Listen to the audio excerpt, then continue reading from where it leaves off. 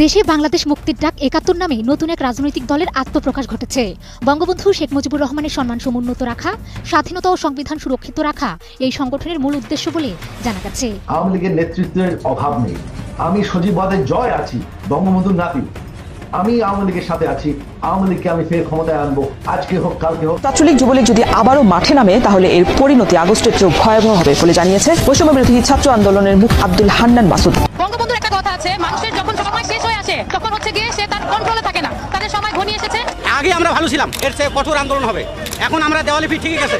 মোটামুটি পরিষ্কার হওয়া গিয়েছে যে সরকার কি চাচ্ছে, আওয়ামী লীগকে নির্বাচন করতে দিবে কি দিবে না। এখন তিনি কি বলছেন? ডোনাল্ড ট্রাম্প ক্ষমতা গ্রহণের পরই আসলে ডক্টর মোহাম্মদ ইউনূসের সরকার নতুন করে কোনো ঝুঁকিতে পড়তে যাচ্ছে কিনা, এবং ভারত যে খেলাটি খেলতে যাচ্ছে সংখ্যালঘু ইস্যুকে কেন্দ্র করে, সেই খেলাটি খেলার জন্য বাংলাদেশের ভূমি তার জন্য উর্বর হতে যাচ্ছে কিনা। স্বভাবতই প্রশ্ন উঠছে যে এই ঘোষণা আজকে সমন্বয়করা দিয়েছেন, এই ঘোষণা যদি বাস্তবায়ন করতে হয় মোটামুটি নির্বাচন চাঁদের দেশেই যাবে। আসসালামু আলাইকুম দর্শক, আজকে এই ভিডিওতে আপনাকে স্বাগতম। প্রিয় দর্শক, বর্তমানে বাংলাদেশের অবস্থা এবং রাজনৈতিক শৃঙ্খলা কি, তারই আলোকে আপনাদের সামনে বেশ কিছু গুরুত্বপূর্ণ ভিডিও নিয়ে হাজির হয়েছি। সেই ভিডিওগুলো দেখলে আপনারা রীতিমতো অবাক হয়ে যাবেন। প্রিয় দর্শক, তাই আমি আর দেরি না করে চলে যাব মূল ভিডিওতে যাওয়ার আগে যারা আমার চ্যানেলটি সাবস্ক্রাইব করে তাদেরকে অসংখ্য ধন্যবাদ। আর যারা এখন আমার চ্যানেলটি সাবস্ক্রাইব করে তারা সাবস্ক্রাইব করে ফেলুন এরকম ধরনের সকল আপডেট সবার আগে পেতে। জনগণের রাজনীতি নাকি রাজনীতির জনগণ? রাজনীতির আয়নায় কতটা প্রতিফলন জনগণের? তাদের অবস্থান কোথায়? ছাত্রলীগ যুবলীগ যদি আবারও মাঠে নামে তাহলে এর পরিণতি আগস্টের চেয়েও ভয়াবহ হবে বলে জানিয়েছে বৈষম্য বিরোধী ছাত্র আন্দোলনের মুখ আব্দুল হান্নান মাসুদ। বঙ্গবন্ধুর একটা কথা আছে, মানুষের যখন সময় শেষ হয়ে আসে তখন হচ্ছে গিয়ে সে তার কন্ট্রোলে থাকে না, তাদের সময় ঘনিয়ে এসেছে। আগে আমরা ভালো ছিলাম, এর চেয়ে কঠোর আন্দোলন হবে। এখন আমরা দেওয়ালে পিঠ ঠিক আছে। ছাত্রলীগ ও আওয়ামী লীগের নেতাকর্মীদের সক্রিয় থাকার আহ্বান জানিয়েছেন শেখ হাসিনা পুত্র সজীব জয়। আসনা হোক কাল আওয়ামী লীগকে ক্ষমতা আনবেন, এছাড়া দলের হাল ধরবেন বলে আশ্বাস দিয়েছেন তিনি। বড় বড় নেতাদের, সম্পূর্ণ নেতাদের হত্যা করা হয়েছে, তারপরেও আওয়ামী লীগ টিকে আছে।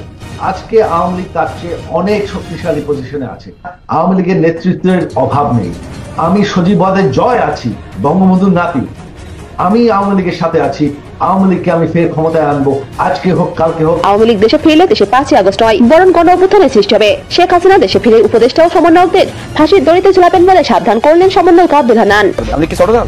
আওয়ামী লীগ কি কোনো বাম সংগঠনের মতো ছোট দল বা অন্য কোনো দলের মতো ছোট দল? আওয়ামী লীগ বাংলাদেশের একটি বড় দল। আওয়ামী লীগকে যদি গণহত্যার আগে আপনি সুযোগ দেন তাহলে আওয়ামী লীগ কালকে এই অন্তর্বর্তীকালীন সরকারকে নামিয়ে দেবে। এছাড়া আওয়ামী লীগকে নিষিদ্ধ করতে চান না রাজনৈতিক দলগুলো। তাদের দাবি, কোনো রাজনৈতিক দলকে নিষিদ্ধ করে ক্ষমতায় আসতে চান না তারা। রাজনৈতিক দলকে নিষিদ্ধ করবার আমরা কারা? এটা তো আপনার আরেকটা চক্রান্ত শুরু। আওয়ামী লীগ রাজনীতি করবে, তাদের গ্রেফতার করা যাবে না। ফেসিস্ট সরকার এটা বলা অবশ্যই হবে না, কারণ ওরাও তো আমাদের পরিবারের সদস্য, রাজনৈতিক পরিবারের সদস্য, ভুল মানুষ করতে পারে। আওয়ামী লীগকে সুযোগ দিয়েছি, আমরা এখনো বলছি আওয়ামী লীগের রাজনীতি করার অধিকার আছে। সুপ্রিয় দর্শক, আপনি পরবর্তীতে কাকে ক্ষমতায় চান অবশ্যই জানান কমেন্টে। মুক্তিযুদ্ধের ইতিহাস সুরক্ষিত রাখা এবং মুজিববাদ প্রতিষ্ঠার মধ্য দিয়ে দেশে বাংলাদেশ মুক্তির ডাক ৭১ নামে নতুন এক রাজনৈতিক দলের আত্মপ্রকাশ ঘটেছে। বঙ্গবন্ধু শেখ মুজিবুর রহমানের সম্মান সমুন্নত রাখা, স্বাধীনতা ও সংবিধান সুরক্ষিত রাখা এই সংগঠনের মূল উদ্দেশ্য বলে জানা গেছে। গাজীপুর মহানগরের টঙ্গী এলাকার সাবেক ছাত্রলীগ নেতা আলরিয়াদ আদনান অন্তরের নেতৃত্বে এই সংগঠন যাত্রা শুরু করেছে। গত শনিবার রাজধানী ঢাকার উত্তরের একটি রেস্টুরেন্টে গোপনীয়তার সঙ্গে সংগঠনের আত্মপ্রকাশ ঘটে। বাংলাদেশ মুক্তির ডাক ৭১ সংগঠনটির ঘোষণাপত্র ও লক্ষ্য বিশ্লেষণ করে দেখা গেছে এটি আওয়ামী লীগ ও নিষিদ্ধ ছাত্র সংগঠন ছাত্রলীগের আবরণে কাজ শুরু করতে যাচ্ছে। সংগঠনের মূল উদ্দেশ্য হিসেবে বলা হয়েছে বাংলাদেশের স্বাধীনতা, সংবিধান, জাতীয় পতাকা, জাতীয় সঙ্গীত ও মুক্তিযুদ্ধের ইতিহাস সুরক্ষিত রাখা, মুজিববাদ প্রতিষ্ঠার মধ্য দিয়ে স্বাধীনতার মহান স্থপতি জাতির জনক বঙ্গবন্ধু শেখ মুজিবুর রহমানের সম্মানকে সমুন্নত রাখা। বাংলাদেশ মুক্তির ডাক ৭১ সংগঠনটির চেয়ারম্যান হিসেবে দায়িত্ব নিয়েছেন আলরিয়াদ আদনান অন্তর। আত্মপ্রকাশ অনুষ্ঠানের ঘোষণা অনুযায়ী সংগঠনটির মহাসচিব খলিলুল্লাহ গাজী এবং মুখপাত্র হিসেবে কাজ করবেন হুমায়ুন কবির জয়। এদের মধ্যে চেয়ারম্যান অন্তরের রাজনৈতিক পরিচয় ও ঠিকানা পাওয়া গেছে, বাকিদের পরিচয় জানা যায়নি। নব্য রাজাকার ও দেশবিরোধী অপশক্তির বিরুদ্ধে অবস্থান নেওয়া। ডক্টর ইউনূসের প্রেস সচিব শফিকুল আলম দৈনিক সমকালের সাথে কথা বলেছেন এবং তিনি যেসব কথা বলেছেন তাতে মোটামুটি পরিষ্কার হওয়া গিয়েছে যে সরকার কি চাচ্ছে, আওয়ামী লীগকে নির্বাচন করতে দিবে কি দিবে না। এখন তিনি কি বলছেন? তিনি যেটা বলছেন তার মূল কথার অর্থ এরকম দাঁড়ায় যে আওয়ামী লীগ অবশ্যই নির্বাচনে আসবে, কিন্তু এই আওয়ামী লীগ না, গণহত্যাকারীদেরকে বাদ দিয়ে আওয়ামী লীগকে রাজনীতিতে আসতে হবে। এখন তিনি বলছেন যে সংস্কার বাস্তবায়নের জন্য সংসদের দরকার নাই। রাজনৈতিক যে দলগুলো আছে তাদের মধ্যে যদি ঐক্য থাকে, সমন্বয় থাকে, সমর্থন থাকে, তাহলেই সংস্কার ফাইনালাইজ করা ইজি হবে। এবং তিনি এটাও বলছেন যে সংস্কার কাজ আরো অধিকতর সহজ হতো যদি আওয়ামী লীগ থাকতো তাদের সাথে, তবে গণহত্যাকারী আওয়ামী লীগ নয়। অর্থাৎ তিনি বলতে চাচ্ছেন, সোজা কথা এটাই দাঁড়াচ্ছে যে শেখ হাসিনা বা তার সাঙ্গপাঙ্গ যারা ছিলেন তাদের বাদ দিয়ে একটা ফ্রেশ আওয়ামী লীগ। তিনি শেখ হাসিনা বা তার যে মন্ত্রী এমপি যারা নেতা ছিলেন তাদের সমালোচনা করে বলছেন যে হত্যাকাণ্ডের জন্য এদের কোনো পরিতাপ নেই, এবং এই হত্যাকাণ্ড তারা স্বীকার করে না, উল্টো তারা আরো বলতেছে যে 3000 পুলিশকে মারা হয়েছে, উল্টো সরকারকে তারা দায় দিচ্ছেন। এবং তিনি এটাও বলছেন যে একটা মানুষ বলতে পারলো না আওয়ামী লীগের যে হাসিনা অন্যায় করেছেন, এবং তার প্রতিবারে একটা লোক এখনো পর্যন্ত পদত্যাগ করেনি। এই যে বাচ্চা পোলাপানকে মেরে ফেলা হলো, এটা নিয়ে তাদের কোনো অনুশোচনা নেই। তো তিনি বলছেন যে এখন আমরা কাকে সংলাপে ডাকবো। এখন তিনি এটাও বলছেন যে এরা দিবাস্বপ্ন দেখতেছে যে সরকার ব্যর্থ হলে তারা দূর দূর করে ক্ষমতায় চলে আসবে। তিনি হয়তো মিন করছেন যে ট্রাম্পকে দিয়ে তারা একটা হিসাব নিকাশ করে ক্ষমতায় চলে আসবেন। তো এখন কথা হচ্ছে যে তিনি যে এইসব কথা বলছেন এগুলো অনেকগুলো লজিক আছে, কিন্তু এই যে দাঁড়িয়ে বলা যে আমি পদত্যাগ করলাম, আমি শেখ হাসিনার সাথে বা তার সরকারের এই অন্যায়কে সাপোর্ট করি না, আমি নিন্দা জ্ঞাপন করি, কিন্তু এই যে দাঁড়িয়ে বলার স্পেসই তো নয়। কোথায় দাঁড়িয়ে বলবে? মানে সরকার তো তাদের বেরোতেই দিচ্ছে না, ছাত্ররা বলছে কেউ আসতে পারবে না, নামতে পারবে না। এখন ভিন্ন মতকে দমন, সোজা কথা। তো এখন এটা, এবং আমেরিকাও বলছে যে না, এটা আপনারা করতে পারেন না, কারণ মানুষের সভা সমাবেশ করার যে অধিকার এটা তার রাজনৈতিক অধিকার, কথা বলার অধিকার। হ্যাঁ, কেউ যদি অন্যায় করে তাকে অবশ্যই শাস্তি দিবেন, কিন্তু একজনের জন্য সবাইকে নামতে দিবেন না, মুখ বন্ধ করে রাখবেন, এটা কোন হিসাব? তবে শফিকুল আলম তিনি তার 100 দিনের যে তার সরকারের সফলতার কথা বলেছেন, যে শান্তিপূর্ণ পালাবদল হয়েছে, আইন শৃঙ্খলার উন্নতি হয়েছে, যদিও পুলিশ এখনো সাকসেস হয় নাই, একটা ফরম্যাটে আসে নাই, কিন্তু অনেকটা ইমপ্রুভ হয়েছে, অর্থনৈতিক অবস্থা অনেক বদলে গেছে, তারপরে এই রপ্তানির প্রবৃত্তি বেড়েছে, সংস্কার কাজ এগিয়ে চলছে, নির্বাচন হবে। তো এইসব ব্যাপারে তিনি কথা বলছেন, এবং তিনি এটাও বলছেন যে আওয়ামী লীগ পজিটিভলি আসছে না, তারা বরং এই যে সরকারের বিভিন্ন কর্মকাণ্ড, এগুলা সরকার পরিবর্তন, এগুলো তারা মনে করতেছে যে ষড়যন্ত্রের অংশ, তাদের কোনো অনুশোচনা নাই, এবং তাদের এই যে সরকারের সাথে তাদের কোনো মানে তাদের যে অপরাধের জন্য কোনো ক্ষমাও চায় না, স্বীকারও করে না, তারা নয় ছয় করে ক্ষমতায় আসতে চায়, এরকম সুযোগ তৈরি করতে চায়। তো এখন শেখ হাসিনা আওয়ামী লীগকে তারা মানবে না, তাহলে কোন আওয়ামী লীগ তারা মানবে? এখন প্রশ্ন উঠেছে যে আওয়ামী লীগ ছাড়া নির্বাচন যদি করে, তো এই নির্বাচনটা অনেকটা আওয়ামী লীগ স্টাইলের নির্বাচন হয়ে যেতে পারে, অর্থাৎ একতরফা নির্বাচন, এবং সেটাও গ্রহণযোগ্য না হতে পারে। সেই জন্য বিএনপি এটা বুঝতে পারছে, পরে তারা এই জন্য বলছে না, মানে তারা ওই আওয়ামী লীগকে বাদ দেওয়ার পক্ষে তারা না। যদিও অনেকগুলো দাবি করছে অনেকেই যে আওয়ামী লীগকে বাদ দিতে হবে, তারা 3 টার্মে বাদ দিচ্ছে আমাদেরকে, ওদেরকেও 3 বার বাদ দিতে হবে, এই টাইপের কথাবার্তা। কিন্তু অনেকে মনে করেন যে রাজনীতি যেদিকে মুভ করতেছে, এবং রাজনৈতিক দলগুলো এটা বুঝতে পারছে যে দল যতই শক্তিশালী হোক না কেন, ব্যক্তি যতই শক্তিশালী হোক না কেন, রাষ্ট্রের বা জনগণের সামনে কিছুই না, এবং এটা এই 2024 প্রমাণিত হলো। সুতরাং হয়তো দলগুলো, বিশেষ করে বিএনপি জামাত, তারা অনেকটা সতর্ক, তারা মনে করে তারা যদি আওয়ামী লীগ স্টাইলে আবার ক্ষমতায় আসে তাহলে তাদের অবস্থা আবার আওয়ামী লীগের মতো হতে পারে। এখন এই ক্ষেত্রে আওয়ামী লীগকে ডেকে এনে একটা আওয়ামী লীগ দাঁড় করানোর চেষ্টা করতে পারে সরকার, এবং সেটা হতে পারে তাজউদ্দিন পরিবারের দিয়ে, সাবের হোসেন চৌধুরী দিয়ে, আইবি রহমান দিয়ে, মেয়র আইবি একটা স্পেস তৈরি করতে পারে। অথবা এমনও হতে পারে যে প্রাক্তন প্রেসিডেন্ট আব্দুল হামিদকে ডেকে, যে আপনাদের লোকজন কোথায়, আপনারা নতুন নেতৃত্ব তৈরি করেন, সৎ মেধাবী নেতৃত্ব তৈরি করেন, এই ধরনের কথাবার্তাও আসতে পারে। তবে এক্ষেত্রে ছাত্ররা ঝামেলা করতে পারে অনেকেই মনে করেন। তবে এখানে বিএনপি বা জামাত তারা হয়তো মানে কঠোর হবে না, কারণ তারা মনে করে যে নির্বাচনটা গ্রহণযোগ্য হলেই ভালো হয়। তারা এটা কনফার্ম হয়তো আসছে যে তারা এবার ক্ষমতায় যাবে, আওয়ামী লীগ ক্ষমতায় যেতে পারবে না। তবে তারা একটা টেকনিক সেটা ফলো করতে পারে যে আওয়ামী লীগকে, মানে শুদ্ধ আওয়ামী লীগটা নামতে দিতে পারে, কিন্তু মানে নির্বাচনের আগে দিবে, বহু আগে দিবে না, যাতে মাঠ তৈরি করতে না পারে, যারা ক্ষমতায় যেতে না পারে। তো এইটাই হলো হিসাব, যে বোঝা যাচ্ছে এবার যে আওয়ামী লীগকে তারা চায় নির্বাচনে অংশগ্রহণ করতে দিতে চায়, কিন্তু সেই আগের আওয়ামী লীগ নয়, শুদ্ধ আওয়ামী লীগ, সোজা কথা হাসিনা ব্যতীত আওয়ামী লীগ। দর্শক, একটা গুঞ্জন খুব বেশি আকারে ছড়িয়ে পড়েছে একটা বিষয় আরো বেশি বিতর্কিত হয়ে উঠেছে, সেটি হচ্ছে যে ডোনাল্ড ট্রাম্প ক্ষমতা গ্রহণের পরই আসলে ডক্টর মোহাম্মদ ইউনূসের সরকার নতুন করে কোনো ঝুঁকিতে পড়তে যাচ্ছে কিনা, এবং ভারত যে খেলাটি খেলতে যাচ্ছে সংখ্যালঘু ইস্যুকে কেন্দ্র করে সেই খেলাটি খেলার জন্য বাংলাদেশের ভূমি তার জন্য উর্বর হতে যাচ্ছে কিনা, এই বিতর্ক বা গুঞ্জনগুলো বেশি ছড়াচ্ছে যখন কিনা তুলসী গ্যাভার্ড নামের একজন নারী মার্কিন জাতীয় গোয়েন্দা সংস্থার পরিচালক পদে বসতে যাচ্ছেন। তার নামটি প্রায় চূড়ান্ত হয়ে গেছে। পাশাপাশি লিসা কার্টিস, যিনি হোয়াইট হাউসের সাবেক এক কর্মকর্তা, যিনি 2016 থেকে 2021 সাল পর্যন্ত ডোনাল্ড ট্রাম্প প্রশাসনের হয়ে ইউএস ইন্ডিয়া স্ট্র্যাটেজিক রিলেশনের উপরে দক্ষিণ এশিয়াতে কাজ করেছেন, তিনি যে মন্তব্য করেছেন আমি সেই মন্তব্য সম্পর্কে বলবো। এবং একই সঙ্গে আমেরিকান ভারতীয় যারা রয়েছেন তাদের যে ইনফ্লুয়েন্সিয়াল একজন নেতা ডক্টর ভরত বড়ই, তিনি ভারতীয় বার্তা সংস্থাকে যে সাক্ষাৎকার দিয়েছেন যে মার্কিন কংগ্রেসে আহ্বান জানানো হবে মার্কিন যুক্তরাষ্ট্রের প্রতি বাংলাদেশের স্যাংশনের জন্য, এই সব বিষয় অনেকের কাছে বেশ আতঙ্কের মনে হচ্ছে, আশঙ্কার মনে হচ্ছে। আবার অনেকে বলছেন যে এগুলো কিছুই হবে না, কিছু হবে না। আমি মনে করি যে হয়তো কিছু হবে না, কিন্তু কিছু হবে না বলে মনে করে বসে থাকলে বর্তমান সরকার নিশ্চয়ই ভুল করবে, অনেক বড় ভুল করবে।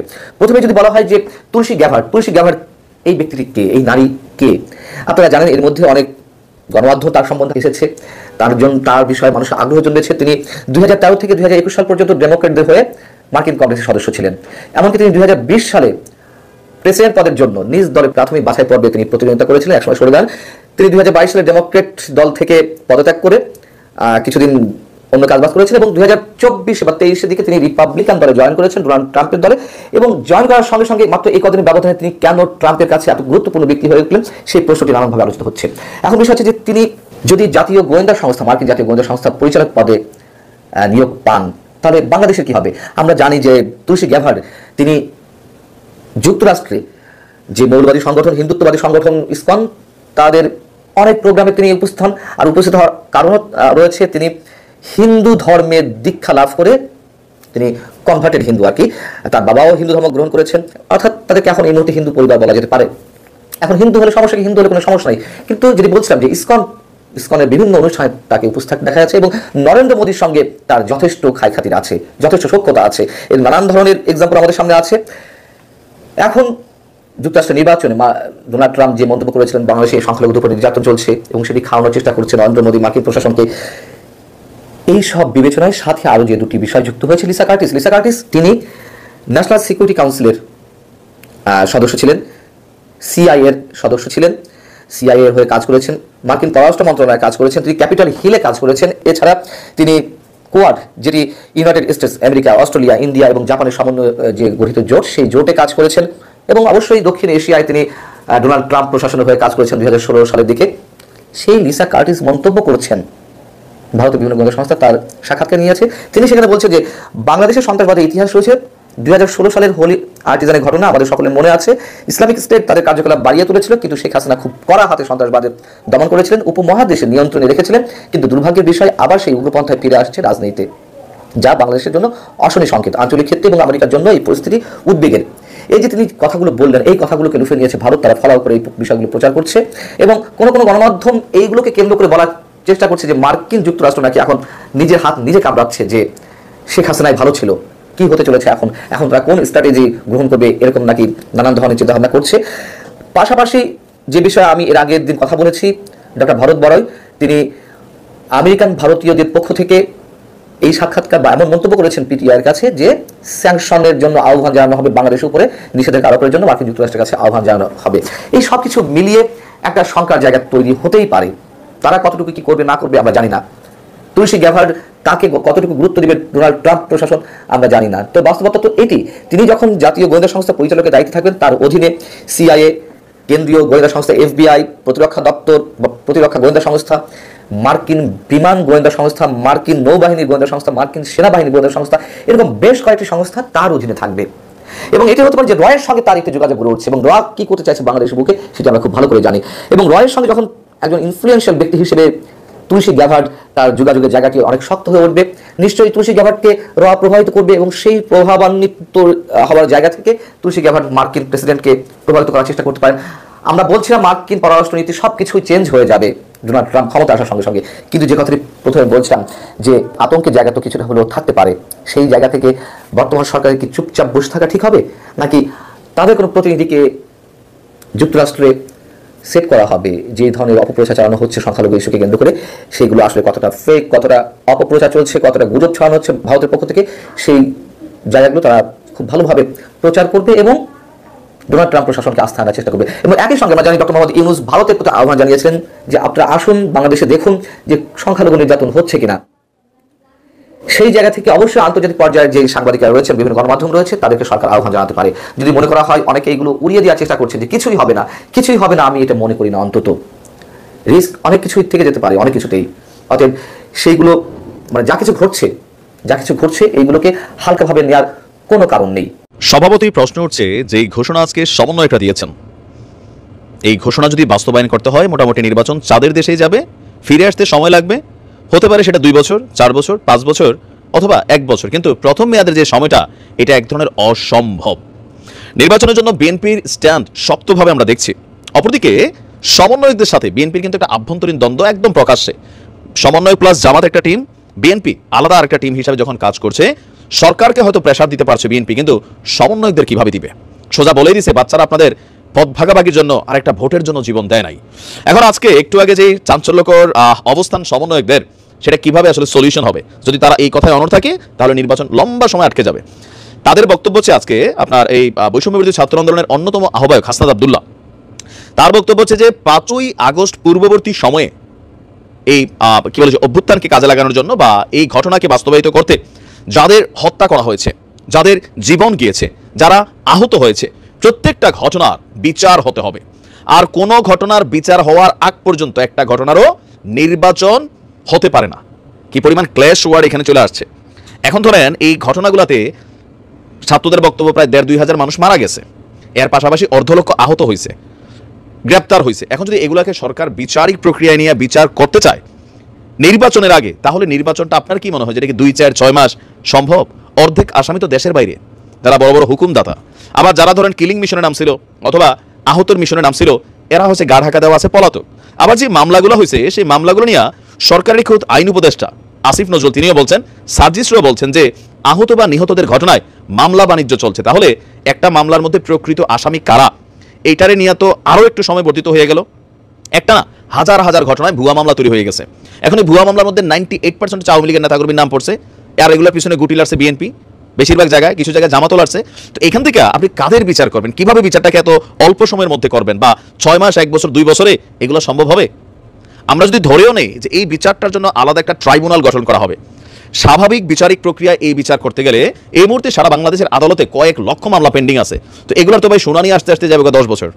মানে বুঝছেন, আজকে আপনার কি বলছে পটুয়াখালীর 10 মিনায় সেখানে আপনার ছাত্র আন্দোলনের শহীদ জিহাদের কবর জিয়ারত করতে গিয়ে তিনি বলছেন যে বর্তমানে দেশ গড়তে সময় লাগবে, আর আমরাও চাই নির্বাচনের জন্য একটি সুষ্ঠু সুন্দর পরিবেশ তৈরি করতে, এতে সময় লাগবে। আহতদের সুচিকিৎসা এবং নিহতদের জন্য জুলাই শহীদ ফাউন্ডেশনের মাধ্যমে সরকার কাজ করছে।